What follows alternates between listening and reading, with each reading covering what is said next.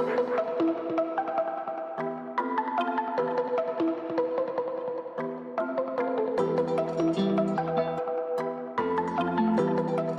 Monday, September 4th, 2023, 31-year-old Aaron Moses Francis from Monkeytown, Barrackpore, was the driver of the Nissan AD Wagon following the house robbery in Barrackpore.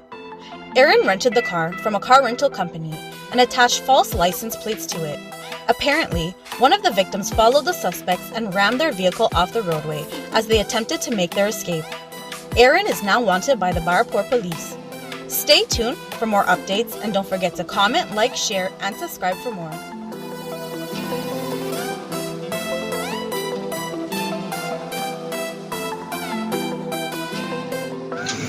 Okay, so this is the vehicle who robbed the wife and children at Justice Law Barrackpore. My son run down this car. Here's the car with the bandit them. Run down this car. 3 bandits in the vehicle at the time, and they leave and they run. 3 of them, 3 African guys, and my son run them off the road here. So they reckon this vehicle, they probably take it to the police station Barrackpore. So they reckon the scene here. So this is the situation here right now.